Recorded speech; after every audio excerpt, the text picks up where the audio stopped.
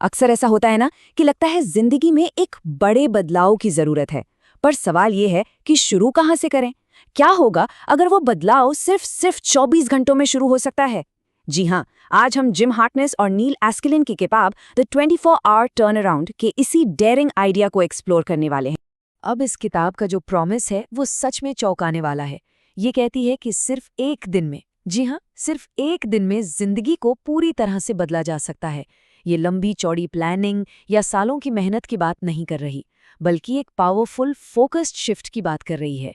तो यहीं से एक बहुत ही फंडामेंटल सवाल उठता है, क्या वाकई में जो लास्टिंग चेंज होता है वो एक लंबी प्रोसेस है, सालों की मेहनत का फल है, या फिर वो बस एक पल का खेल है, एक मोमेंट जब हम सच में बदलने का फैसला कर लेते हैं? और किताब का जवाब सच कहूं तो हैरान करने वाला है। इसका आर्ग्यूमेंट ये है कि हर बड़ा ट्रांसफॉर्मेशन सालों के सफर से नहीं, बल्कि एक सिंगल पावरफुल डिसीजन से शुरू होता है, बस एक फैसले से। इसको ऐसे समझते हैं, मान लीजिए किसी को 10 किलो वजन कम करना है। इसमें हो सकता है 6 महीने लग जाएं, लेकिन किताब कहती है कि असल जीत उन 6 महीनों में नहीं होती। नहीं, जीत तो उसी 1 घंटे में हो जाती है, जब वो इंसान एक पक्का फैसला कर लेता है कि बस अब बदलना है। असली जंग तो उसी एक मोमेंट में जीती जाती है। और यही वो माइंडसेट है जिसकी जरूरत पड़ती है। एक कहानी है एक पर्वतारोही की जो माउंट एवरेस्ट पर चढ़ने में 3 बार फेल हो गया, और उसने पहाड़ की तरफ देखकर कहा, पहाड़ तुम और बड़े नहीं हो सकते, लेकिन मैं हो सकता हूं। कमाल की बात है ना। जिंदगी के चैलेंजेस शायद ना बदलें, पर हम उन्हें पार करने के लिए खुद को बदल सकते हैं और बड़े बन सकते हैं। लेकिन एक मिनट, इतना बड़ा फैसला लेने के लिए सबसे पहले खुद पर यकीन तो होना चाहिए ना।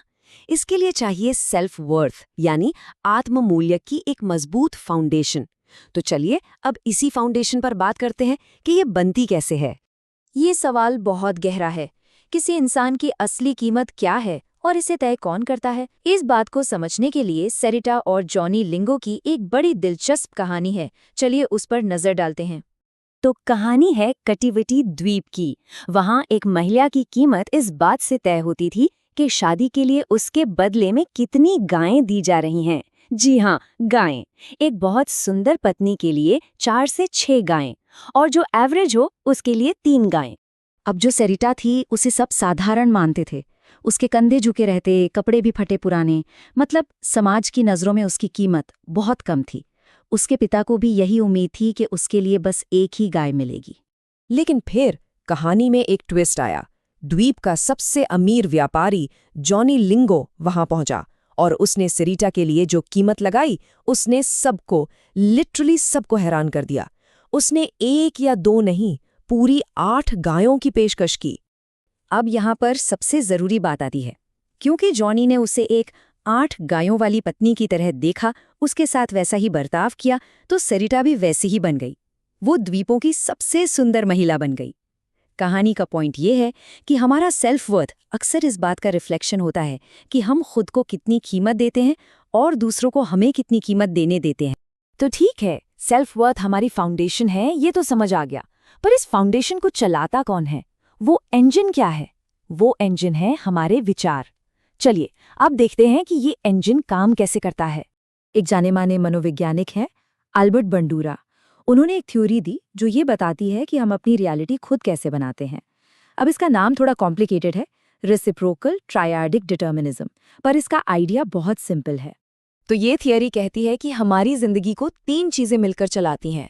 हमारे विचार, यानी हमारी अंदर की दुनिया, हमारे काम, यानी हमारा बिहेवियर, और हमारा माहौल, यानी हमारे आसपास के हालात। और ये तीनों चीजें ना लगातार एक दूसरे पर असर डालती हैं। हमारे विचार हमारे कामों को, हमारे काम हमारे माहौल को, और हमारा माहौल वापस हमारे विचारों को शेप करता है। ये एक साइकिल है जो हमेशा चलता रहता है। एक बहुत पुरानी कहावत है जो इस पूरी बात को परफेक्टली सम अप करती है, जैसा इंसान अपने मन में सोचता है वो वैसा ही बन जाता है। मतलब हमारे अंदरूनी विचारों में इतनी पावर है कि आप सोच भी नहीं सकते। वही तय करते हैं कि हम असल में कौन हैं और क्या बनने वाले हैं। तो ठीक है, माइंडसेट की बात हो गई, सेल्फ वर्थ की बात हो गई, लेकिन सिर्फ सोचने से तो काम नहीं चलेगा, है ना? अब एक्शन लेने का टाइम है, और एक्शन की शुरुआत होती है एक क्लियर कट प्लान से, एक रोड मैप से। और यहाँ एक बहुत ही शॉकिंग स्टैटिस्टिक है। क्या आप जानते हैं कि दुनिया में सिर्फ 3% से भी कम लोग हैं जो अपने गोल्स को साफ साफ लिखते हैं? सिर्फ 3%। इसका मतलब ये हुआ कि 97% लोग अपनी जिंदगी की गाड़ी बिना किसी मैप के चला रहे हैं, बस चले जा। तो एक अच्छा इफेक्टिव गोल आखिर दिखता कैसा है? देखिए, मैं ज्यादा पढ़ना चाहता हूँ, ये एक विश है, एक इच्छा। लेकिन मैं इस साल हर दिन किताब के 2 चैप्टर पढ़ूंगा, ये एक गोल है। क्यों? क्योंकि ये एकदम क्लियर है, स्पेसिफिक है, इसे मापा जा सकता है। ये चैलेंजिंग है पर पॉसिबल भी है। ये पर्सनल है और सबसे जरूरी, ये लिखा हुआ है। ये आपको एक्शन लेने पर मजबूर करता है। तो जैसे ही आपके पास अपने लिखे हुए गोल्स होते हैं, एक्शन का टाइम शुरू हो जाता है।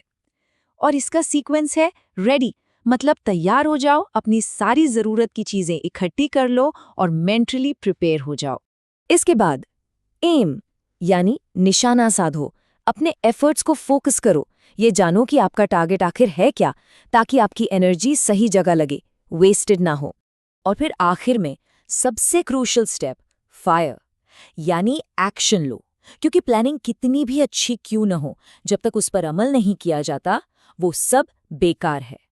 तो चलिए, अब तक हमने जो भी बातें की हैं, decision, self worth, thoughts, goals, इन सब को एक साथ जोड़ते हैं और देखते हैं कि टर्न अराउंड असल में शुरू कैसे होता है। और यही इस किताब का सेंट्रल मैसेज है कि ट्रांसफॉर्मेशन का सफर 1000 कदमों से नहीं, बल्कि एक कॉन्शियस डिसीजन से, एक सचेत निर्णय से शुरू होता है। उस एक पल से जब कोई अंदर से कहता है, बस अब और नहीं, अब मैं बदल रहा हूं। यही वो स्पार्क है, वो चिंगारी है जो सब कुछ बदल सकती है। तो जाते जाते बस ये एक सवाल छोड़ जाता हूं, अगर एक पूरी जिंदगी सिर्फ 24 घंटों में अपना रुख बदल सकती है, तो वो कौन सा एक फैसला है जो आने वाले एक दिन को डिफाइन करेगा? ये फैसला हर किसी का अपना होता है।